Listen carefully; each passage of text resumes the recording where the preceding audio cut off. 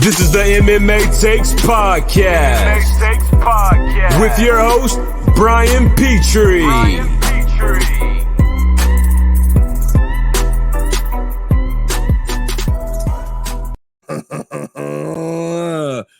What's up with the what's up?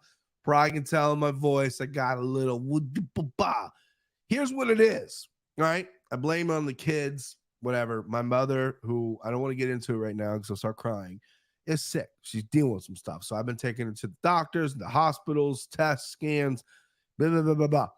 So I'm walking in these places. We're jumping right in, and these women are just coughing and sneezing, and men too, not just women. And I look at the lady, I'm like, "Hey, should I throw a mask on?" Oh no, it's just it's not mandatory or whatever. So I was gonna record yesterday where my voice was a lot better and I felt better. I was a little congested, but I felt good. Today, congested, don't feel good. Work was a struggle. Hair's a mess. Right before I recorded, my wife's like, "Throw on a hat." I said no, because this lets people know I'm going through something. So listen, if you want to not get sick, don't have kids. One of the kids, my wife, my brain is on fire. Not really, I don't have a fever, but one of the kids in my daughter's kindergarten grade, not class, but grade, had bacterial meningitis. And my wife's freaking out thinking the girls have it. They don't, luckily, but they're just germ pots, man. And now being in and out of hospitals, that's how you get sick. Dwight Schrute said, "You want to get sick, you go to the hospital." I hate the hospital. That's how you get sick. But we're here with this card, powering through. Sorry about the voice. Sorry about everything. Is what it is. We got we got 13 fights, 12 fights. We cancel one. I don't know. We got fights, okay? That's all you need to know. I've already given out 3 this week. I've already done 2 podcasts this week. Johnny was sick, hosted Monday for JA. Sunday, was it Sunday or Monday? Sunday for JA. Postponed it till Tuesday. Hopped on, did picks on Tuesday. Now we're doing this. Play, no excuses, play like a champion. Wedding Crashers. I got my podcast juice here. I got my Chalk Boy shirt on. We're ready to rock. Another thing that's ready to rock is we're almost at 100. God damn it, dude. This is going to be a fun show. Almost at 1,000 subscribers. 964 was what it was right before I hopped on here. God damn, that's amazing. I remember starting this YouTube channel and I was only focusing on audio in the very beginning of the podcasting career. I only wanted to focus on audio. I was like, who watches podcasts? But the visual medium, YouTube, is huge, so I hopped on YouTube. I remember when I hit 22 subscribers. 3 of those were my accounts. I had the MMA Takes Podcast account. I had my personal account, which is basically when I let my kids watch all their family stuff on. Then I have Brian Austin Scene, which was a sketch group, I guess you can say, with a buddy of mine. And we made like a handful of videos that we thought were really funny, and they're not. But we thought they were. And so that's on YouTube. And if you want, I'll link that to they're still up, and I'll link that too. So I had 3 of those as mine. My wife had one, friends had one. So really I had like 4 subscribers that weren't friends or me. And I got to 25 and I was like, this might be the best it can get. And then obviously things changed. We're almost at 1,000. I'm looking to give away shit.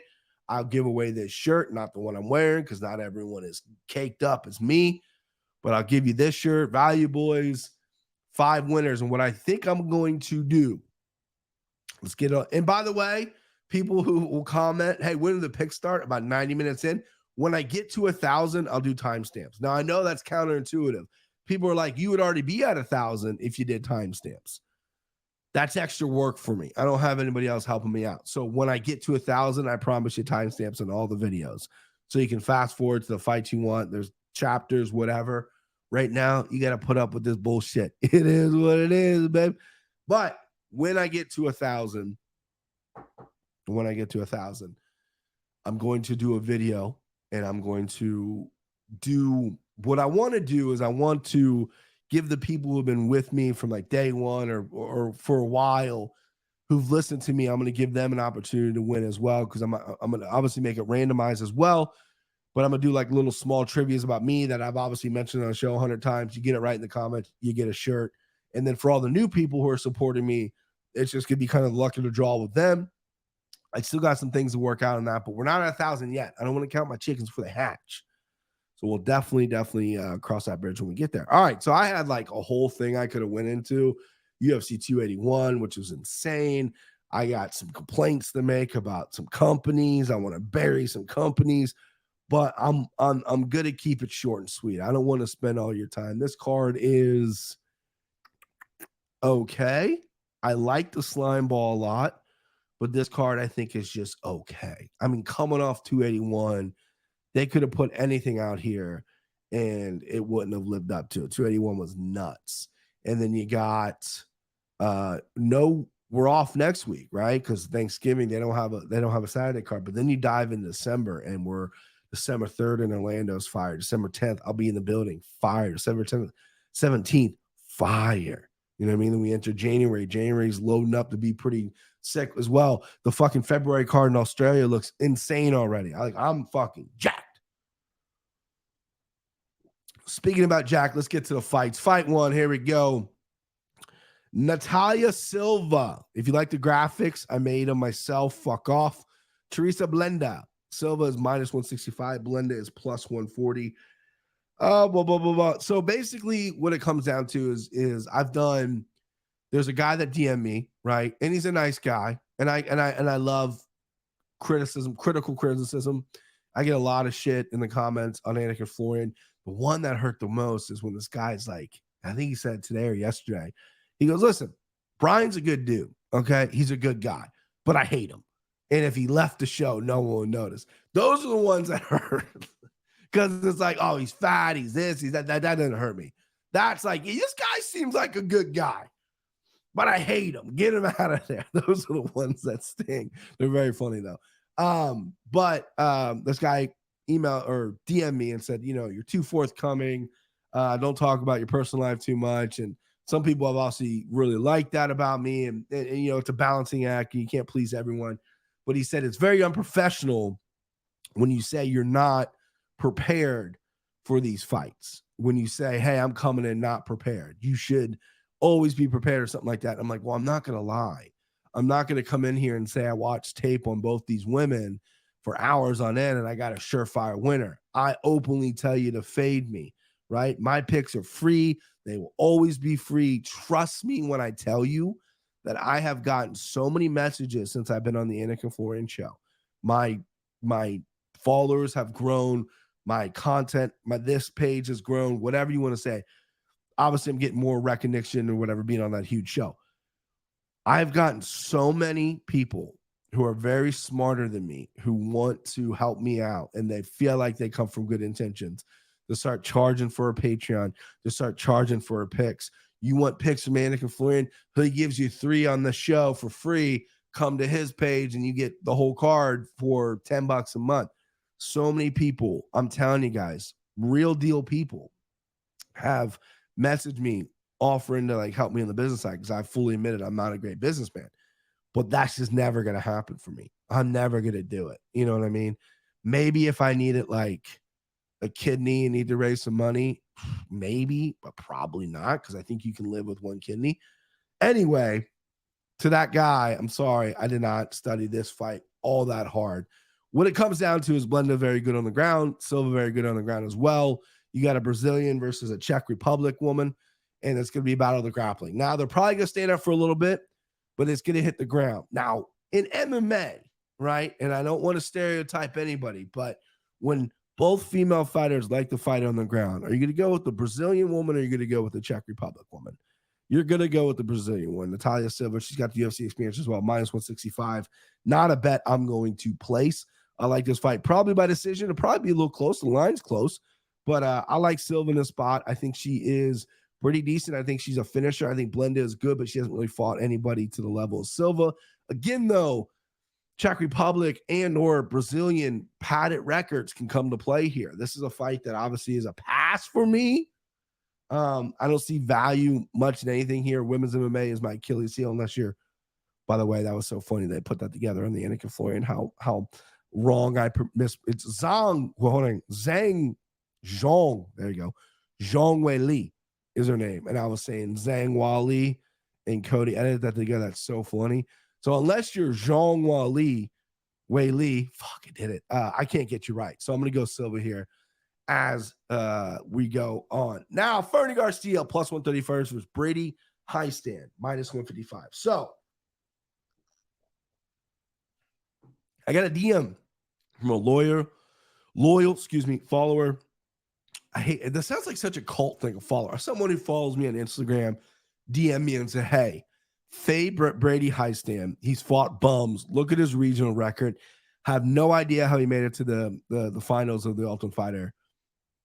Go with Garcia here. Garcia, good dog money, right? Now, I take all these tips seriously. There's a lot of sharp people out there, and I really looked into it, and I'm going to have to disagree. I think Fernie Garcia is the one with the padded record.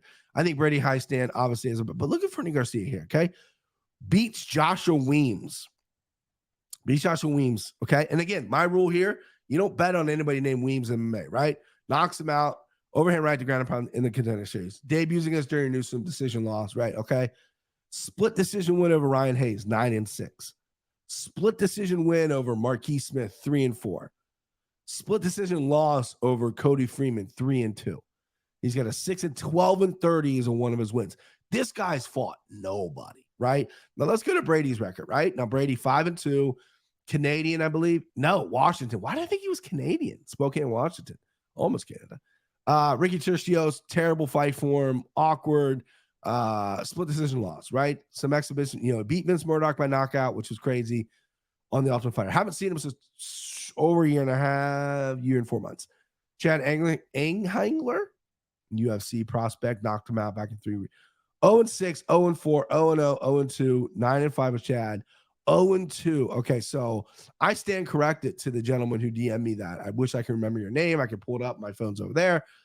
Yeah, that's a pretty bad record. This is a pretty bad fight. Regardless, I don't like what I see from Fernie Garcia. I think Brady Highstand is a guy, as long as he doesn't get caught standing up, because his chin, his durability has been in question before. As long as he doesn't get caught, I think he's going to be okay here. I think he can grapple here. I think he's going to push a pace. And I think he's going to be all right against Fernie Garcia, who just doesn't really seem to turn it on at all. Tough, durable guy, hard to finish, right? But just never seems to turn that corner and turn it on. So I'm going to go Brady here. Might regret it if Garcia wins, because I'm not going to bet this fight either. But if Garcia wins, I'm going to shout out that guy that was right and find him in my DMs and send him a t-shirt. And I'm going to, egg on my face next podcast, be embarrassed because he gave me a surefire winner. He seems very confident in it, and I disagree with him. So maybe I'm the idiot, right? But I just think Brady, again, they both fought nobody. I was wrong. Garcia's fought a little bit somebody besides Brady. But I'm going to go with Brady here just from what I've seen. The old eye test. You take the stats out of it. It's the old eye test, boys. All right, Maria, is that her name? Maria Oliveira versus Vanessa Demo Palapis. God damn it. Heidi Dean, this beautiful, sweet, amazing, hardworking Heidi Dean sent me this file.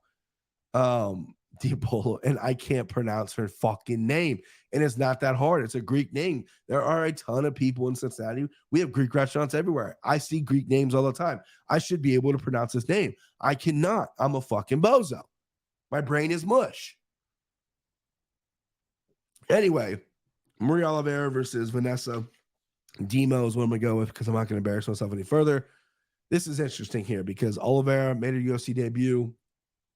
And, coming from Brazil, very beautiful, by the way. That face is just gorgeous, in my opinion. But made her UFC debut against Tabitha Ricci, dropped the decision. Tabitha Ricci's absolute beast. And then split decision whenever Gloria De Paula, depending on how you score that fight. Not a high-level fight, in my opinion. She got Marina Rodriguez strikes in the Contender Series, so she tried a Contender Series. And she's got a couple wins over some decent girls on the regional scene or whatever. She's got some ugly losses early in her career. But I just didn't love what I see now. But Vanessa has been up and down, up and down. She's 8-4 total, 2-1 in the UFC, 5-2 in the LFA, which goes some Junior Fry split decision win, very, very close. Sylvia Gomez Juarez armbar. Gomez Juarez just got cut from the UFC, just got pieced up by Karolina Kowalkiewicz. Her only loss in the UFC is to JJ Aldrich by unanimous decision. That was way back in 2020, way back in 2021. Corey McKenna, Lupita Gunez, and LFA in Contender Series. So Vanessa, I feel like her record isn't great at 8-4, but she's a grinder. Not the biggest finisher in the world. I think she can grind Oliveira here. And you're giving me a plus number. Again, women's MMA, so take that with a grain of salt. I think Vanessa's going to grind to a victory here. Oliveira doesn't really show me any flashes that I'm like super concerned about. She's been finished in the past. It's not like she's a killer on the ground, killer on the feet. She's quick, she's fast. But I think Vanessa's just going to come forward and just be a bulldozer, be a bully in there, win a decision. Fight goes to decision. Hammer that. That's going to be a very, very high number at minus, 350, 375, maybe 400. Put that in a parlay. Plus 100. Vanessa, I like that as well for her to win money line. This is a fight that maybe I'll play, maybe not. Again, women's MMA. I'm ice cold. So I like the win. I like the place bets that I like the win. Ricky Tercios, minus 155 versus Kevin Natividad. Nailed it. Plus 135. This is interesting to me here because I'm not high on either guy. Ricky Tercios might be one of the worst Ultimate Fighter winners ever.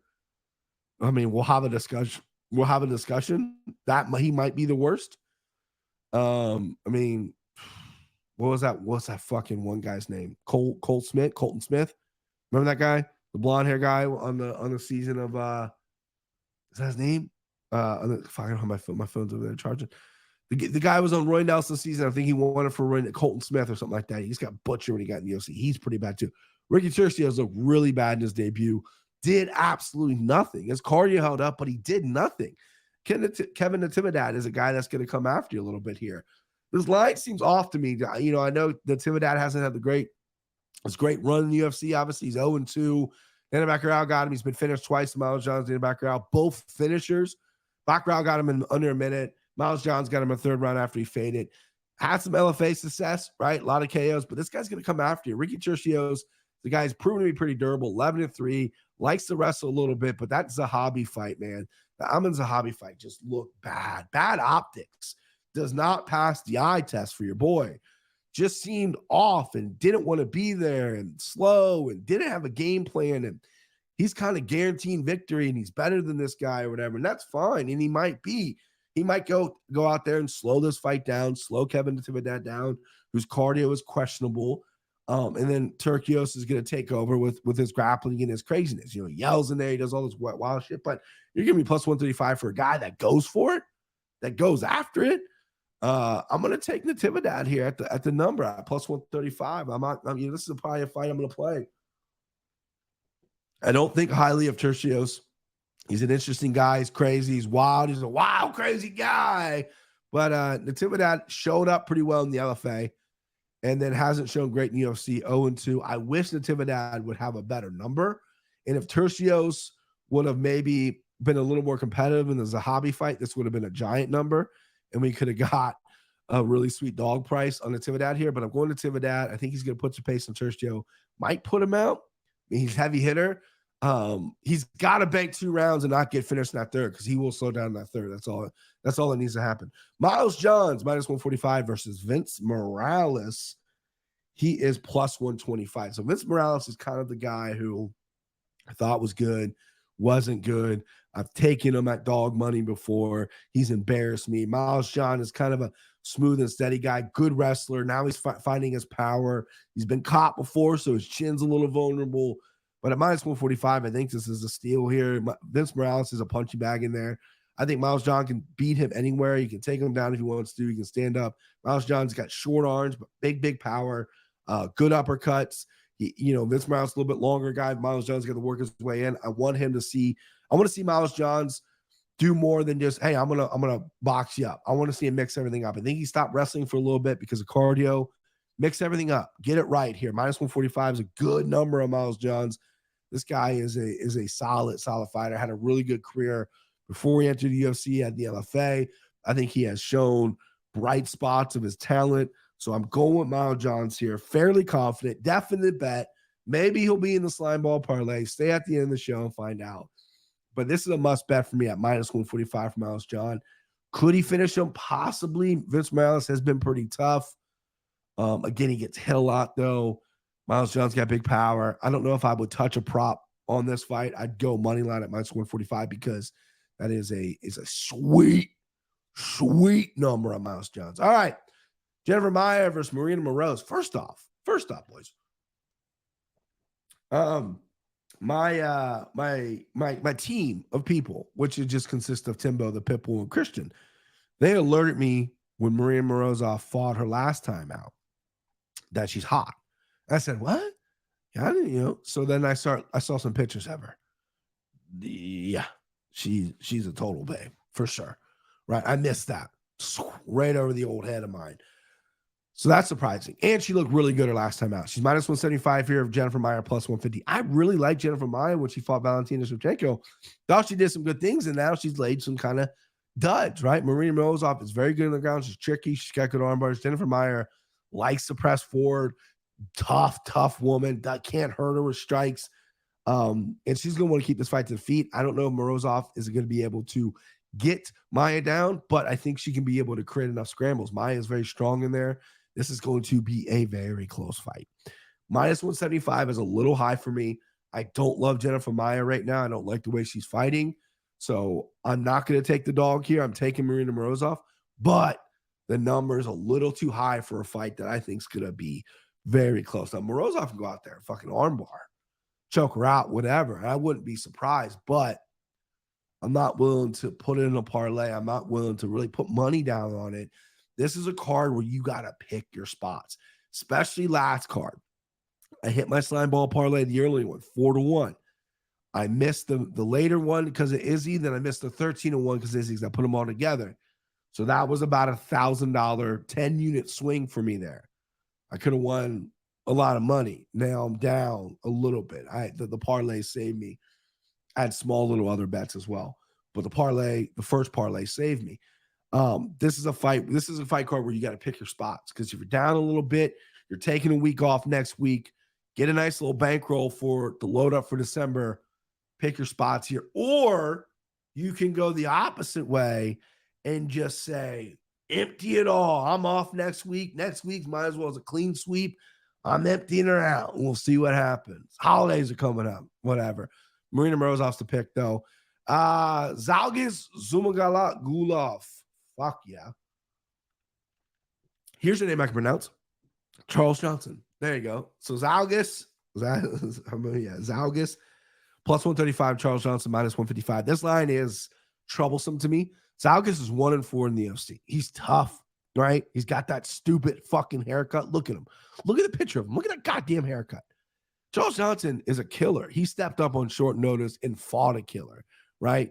That's not easy to do. He killed it in the LFA. He's got personality. He's got skills. Full training camp here.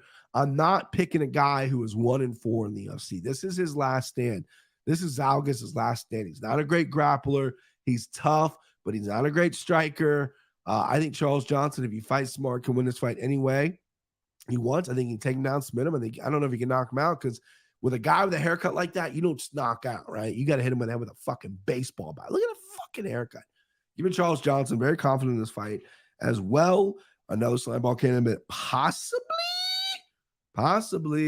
But give me Charles Johnson. I think what he's done outside the UFC and the competition he's fought has bode well for what he hasn't shown the UFC yet. But taking that fight on short notice, his last time out just proves the kind of balls this guy's has. I mean, you're taking a short notice fight over Muhammad Mukayev, who is the rage, right? And even though Mukayev hasn't looked great, there was some resistance definitely in Charles Johnson on short notice. So I like that. Ooh. Jack Della Maddalena minus 450. This is going up.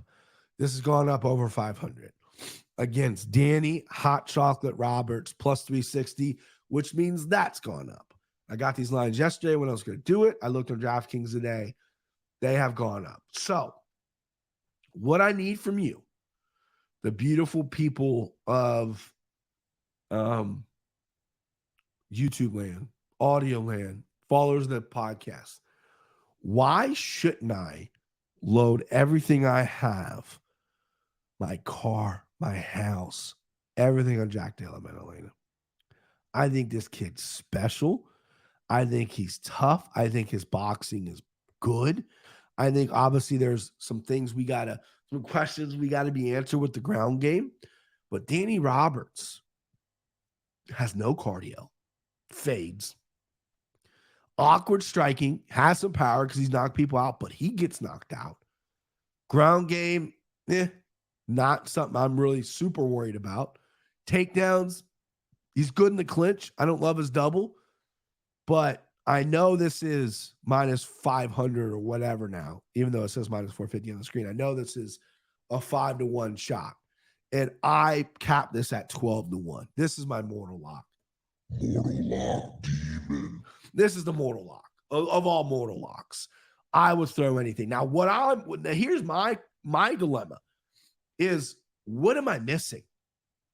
I'm getting so excited, and I know it's 5-1. Any idiot can pick 5-1. But what am I missing here?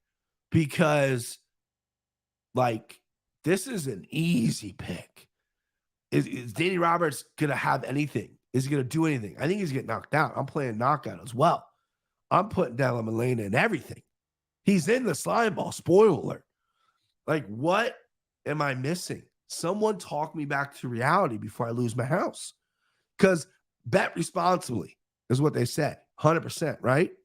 I agree with that, right? And I am a very responsible bettor. One of my strong suits is bankroll management, but not here. So please, in the comments, tell me, what am I missing?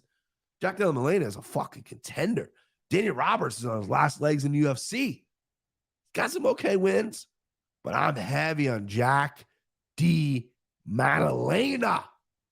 And I'm sorry if I mispronounced your name 100 times there, but yeah, I'm high in this kid.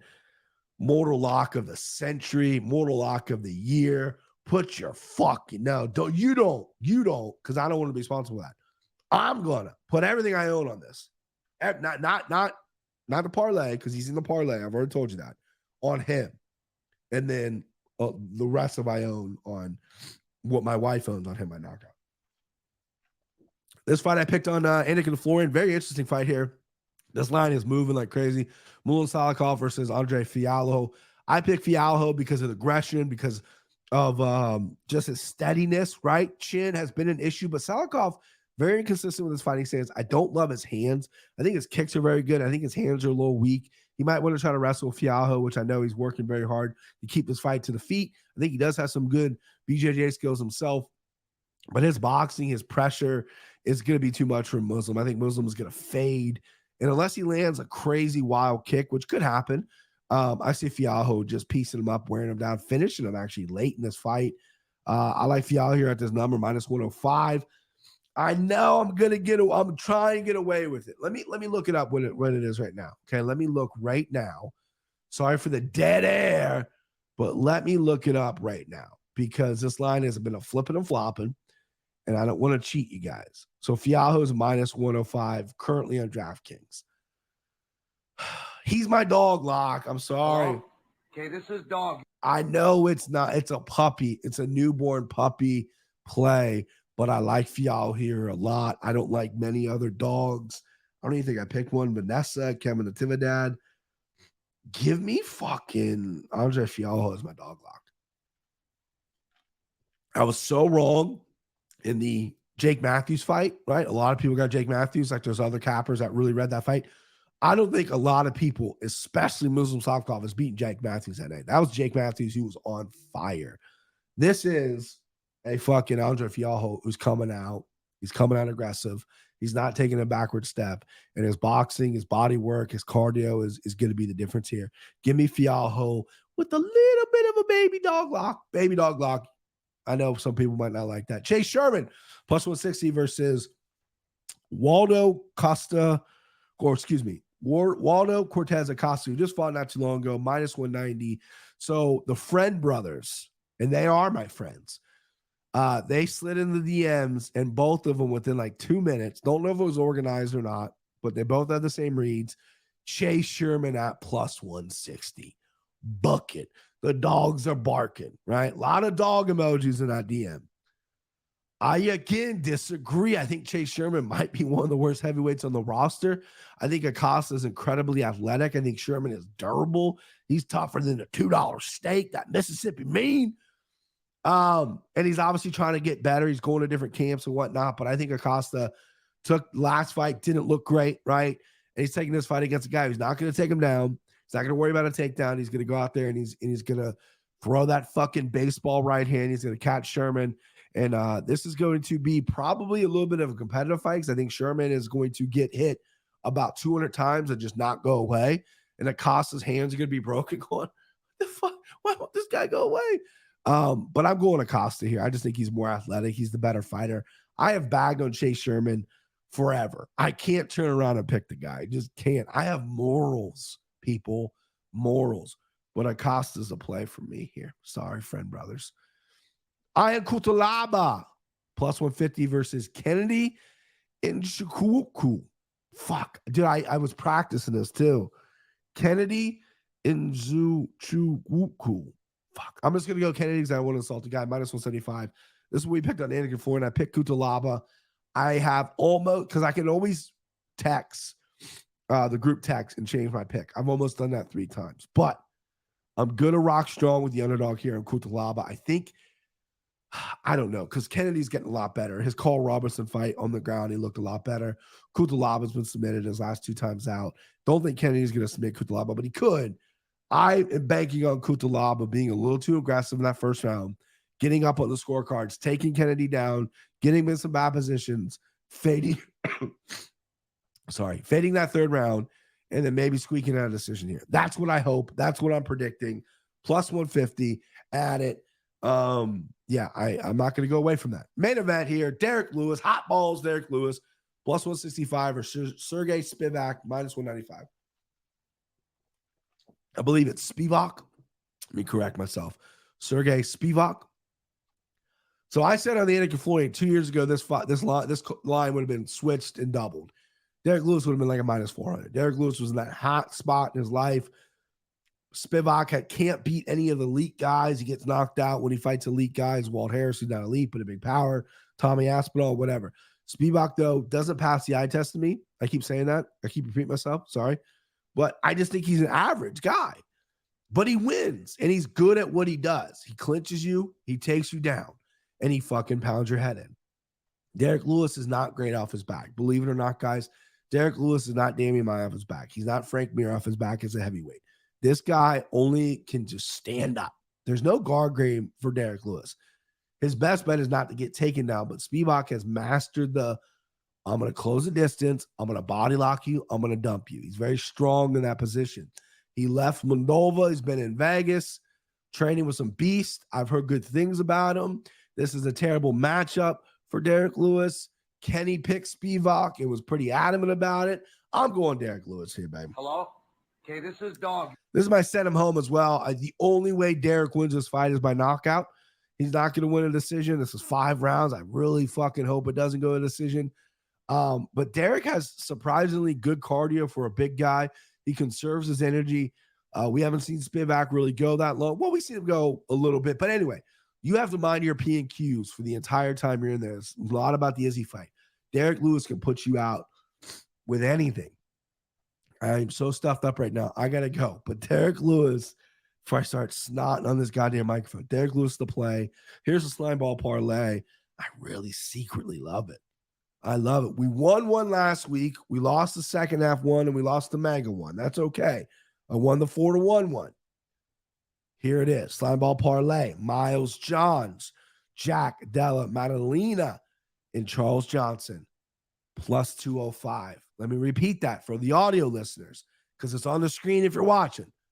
Miles Johns, Jack Della Maddalena, Charles Johnson, plus 205. I'm thinking a unit and a half would be nice. Sail off into the bye week with some fucking cash in my pocket. That's it. Listen, we're almost at 1,000. I hate begging for subs, but this is where we're at in our lives. So please, let's get to 1,000 subs by the end of this week. Do a video next week on our off week. Send things out. I got MMA equipment. I got MMA gloves, puffy MMA gloves that never been used. Send those to you if you don't want a shirt. You go, Brian, I got enough shirts. Great. I got the hottest hot sauce in the world that is, I think, probably expired, so might kill you. You want that, you're getting it, right? I got a couple bobbleheads up there. I got a best dad bod trophy. What else I got? I got a ton of shit. I got a Rusted Nesting doll. I got fucking BJ Penn's autobiography. I'll send you whatever you want. Let's get to 1,000 subs. Thank you for watching. Thank you for listening. Thank you for supporting. It's been amazing. Hammer those comments if you disagree with me. I love the back and forth. It's what this sport's about. I love different opinions because this sport's all opinionated based. Let's win some money this weekend. Follow me at Brian Petrie MMA. Did I do that right? At Brian Petrie MMA on IG and Twitter. I'm heavy on Twitter, trying to get better on IG, but follow me on both of those. Hit that subscribe button. Go and rate and review me on iTunes, podcast, Apple Podcasts, whatever it's called, or Spotify. And okay, I'm done plugging. I'm sick. I'm sick of plugging.